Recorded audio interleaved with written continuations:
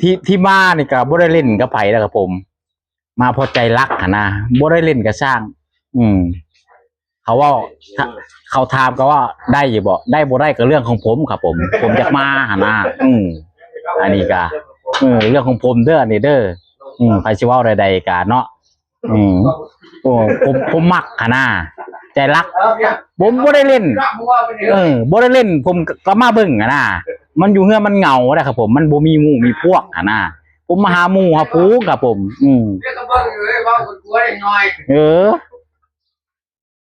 อันนี้บ่ได้ว่าใส่ไผแล้วครับผมพอใจมานะก็มันนี่เนาะแล้วแต่คนมักเด้อครับผมเด้อนี่ก็การละเล่นกับผมมันมีหลายสิ่งหลายอย่างครับผมอันนี้ฮะพี่น้องเอ้ยเขาเจ้าก็เล่นกันไปผมกับมาเอาเรื่องของผมมาหน้าเพื่อมาหาคลิปไปแหละเนาะเฮ็ดอะไรอยู่เฮือนมันบ่มีได้คลิปครับผมอยู่เฮือนนี่ฮะอยู่เฮือนมันบ่มีคลิปเฮ็ดได้นอน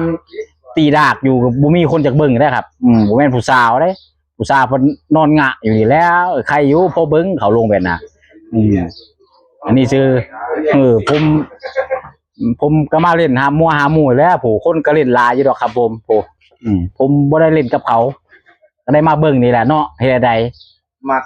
มักเอาใจอยู่บ่มักว่ามักเดี๋ยวถามว่าได้อยู่บ่เงินน่ะได้อยู่ได้กินนี่แหละครับผมได้ม่วนไปนี่แหละเนาะความสุขนะครับผมเนาะความสุขเนาะความสุขส่วนตัวได้พี่น้องเลยอันนี้ฮะอย่าเว้ากันได้เนาะคุณเจ้าก็ตอนยังมีชีวิตอยู่ก็หาความสุขใส่ตัวพระเจ้าคงเนี่ยแล้วพัดโอ้ยเท่ามาไปบ่ได้หัวนอนโอ้ยอยู่เฮือนบ่ได้อันนี้ก็ออกมาหาความสุขมาหาหมู่หาผู้บ่แม่นสินั่งนอนอยู่คนเดียวเขาว่าอยู่คนเดียวระวังความคิดเด้อครับอยู่คนเดียวฮะเนาะแต่อยู่หลายคนก็ระวังความพูดคำเว้าเนาะครับผมเนาะนี่พี่เด้อครับถ้าอยากมีหมู่มีพวกแล้วก็มาพวกผมมีพี่ล่ะครับผมพี่มาม่วนมางานกับกันเนาะบ่ต้องถามว่าได้น้อยหรือได้หลายเนาะครับผมความชอบส่วนบุคคลครับผมพี่น้องเอ้ยมาเล่นกับกันบ่ว่ากันเนาะครับผมเนาะไปกะพี่เด้อเฮมาคู่มือแล้วครับผมมาคู่มือ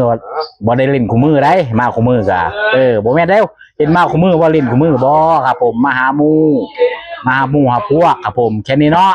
รู้เรื่องสวัสดีครับ